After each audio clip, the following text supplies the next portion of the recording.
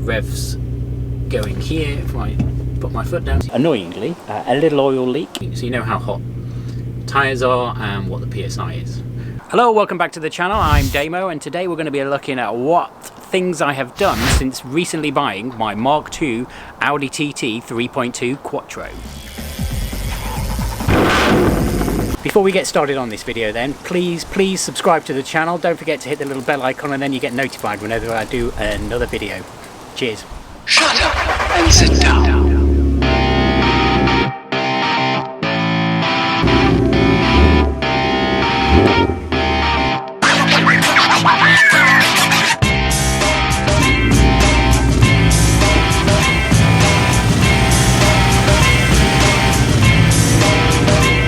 Okay, the first thing I'm going to talk about is a lot of Mk2 Audi TTs came with phone preparation for old clunky Nokia type phones, and there's a slot, as you can see, in the middle of the center console where that phone would go. Most people no longer have those phones, they're very old, but you can get like blanking plates, which is what you're seeing here, which is just quite nice and sort of finishes the interior off a bit.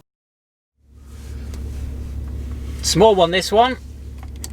This little dial here controls your aircon. It's the same one that's on the Audi R8 actually, and I just love the quality feel of these dials. See this little light here for the air conditioning? Well, guess what? In the summer when I bought this car, I actually knew, I tested it before I bought it. It wasn't running very cold. I got the aircon regassed. Somebody came to my house and did it. Cost £60.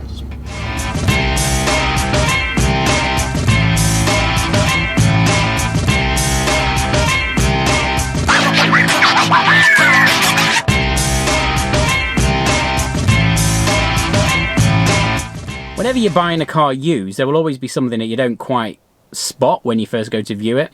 So on this Mk2 Audi TT, one thing I did miss when I bought it, it was in the day, was the interior light doesn't come on when you unlock it or when you open the door, that nice courtesy light. I fiddled around with the bulb for a while, but that didn't solve it, so I ended up buying a used interior light unit off eBay from a slightly newer model, and ever since I've had no problems whatsoever. If you want to fix your interior light yourself, it's pretty easy to do. There's two plugs in the back of the unit, and you basically pop the unit out very carefully. I wouldn't use a screwdriver, maybe a plastic tool, and it just clips in. It's a little bit fiddly, but once you kind of prise it out, it just pops out, two electrical plugs, and off you go. So on this car, the head unit came with sat-nav, but it was from 2007, so it was the old red LCD style. It was very old and a little bit clunky.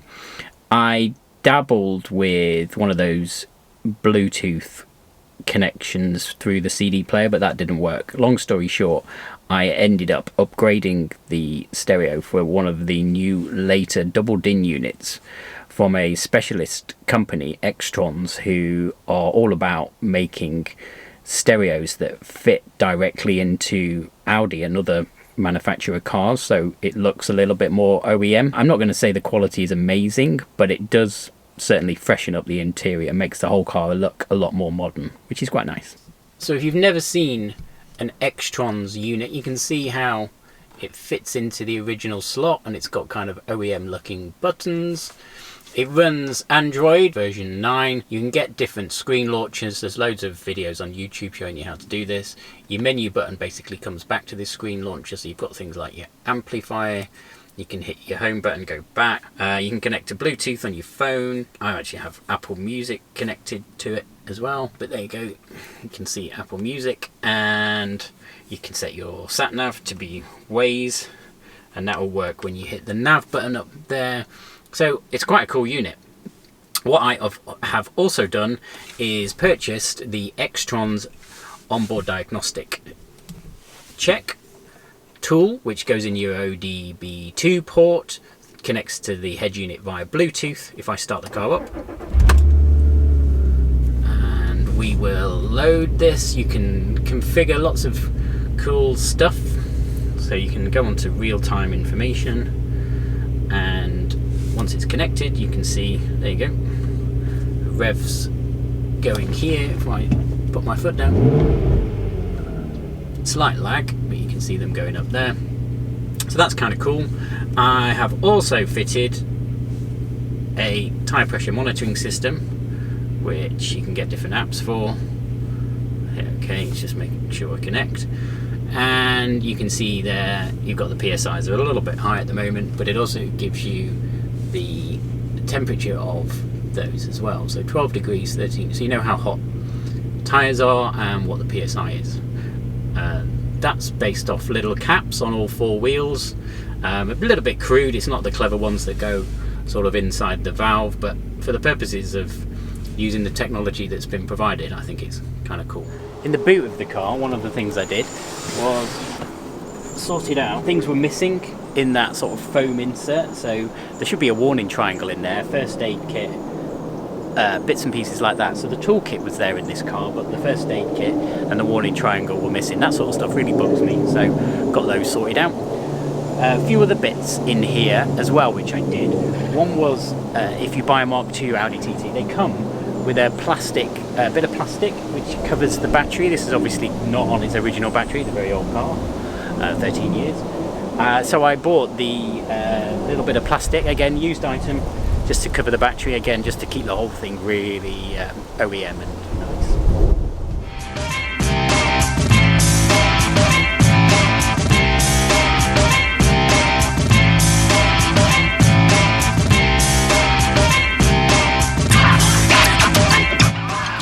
One bit that was missing when I got this car is this bit of plastic here on this rear light unit. So the guy who I bought it off actually said someone, when they were jet washing it, it had come off. I actually think that's not true. I think it probably broke. So you can't buy this bit of plastic separately. You have to buy a whole new rear light unit. I didn't fit the rear light unit that I got because it was a horrible used one, but I just took the little bit of plastic off it, which clips off and then sort of slides in from the other side. So you do have to pop the light out, slides in from the other side. Popping the light out is really easy. There's loads of videos on YouTube how to do it. Basically screw in there and it just kind of pops out and then pops back on and you screw it back in, dead easy. Okay, so we've come to the business end of the Mk2 Audi TT 3.2 to talk about something not specific to that. When I got this car, I noticed, annoyingly, a little oil leak appeared on the drive and in the garage when I parked it up. I took it to a very well-known local Audi specialist who I trust, and basically what had happened was the sump plug in the sump pan had, at some point, the thread had been damaged and someone had repaired it quite badly, so oil was leaking out of there. Not a major issue in itself, but what it does mean, to fix it properly, what you need to do is buy a whole new sump pan.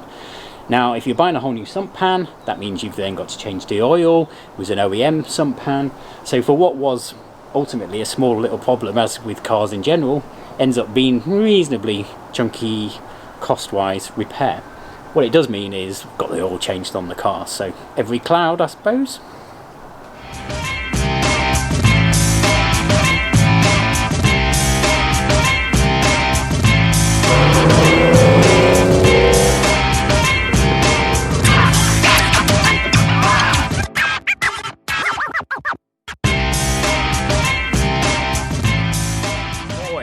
You've got to bear in mind it's a used car, it's 13 years old. You don't go into buying a car like that without expecting to spend a little bit of money on it. So one thing this car needed when it was going in for the sump pan to be done, what they noticed was the front brakes weren't that great. Pads were sort of on the way out. There was only about 1,500, 2,000 miles left in them. And also, we're at the front of the car here, but the rear caliper on the passenger side was actually sticking quite badly. It was binding, which meant the handbrake didn't work very well. I hadn't really noticed it until they said, but that would just be a persistent problem that would just start to just gradually get worse and end up kind of gripping onto the brakes. Not very good, really. So a new rear caliper on the back passenger side and new discs and pads on the front. So basically making sure all the brakes were all sorted on this car as well. So another thing I've had done on this car, which I always like to do, is get it four-wheel aligned, get a geometry done. So rather than just the tracking, which is often what a lot of people do, on a car like this, just very important to make sure all the suspension and everything is set up properly and it's all aligned. So I always like to get that done just so it runs down the road nice and straight and your steering wheel is nice and straight. There's nothing worse than buying a used car. You're driving what you think is straight and your steering wheel is like on a bit of an angle. That just drives me mad. Get a four-wheel alignment done, 60 quid, doesn't take long, there's loads of places that do it. Did it on this, brilliant. Another thing I've had done on this car is I've had it remapped with an APR tune. Thanks for watching this pedal lab video. If you liked it, please give it a thumbs up. Don't forget to tell me what you think in the comments below. And if you haven't done already, please subscribe to the channel. Click the little bell icon, then you'll get notified whenever I do another video. Cheers. And don't forget, if you'd like your car featured on the channel and me to come over and video it, then drop me an email.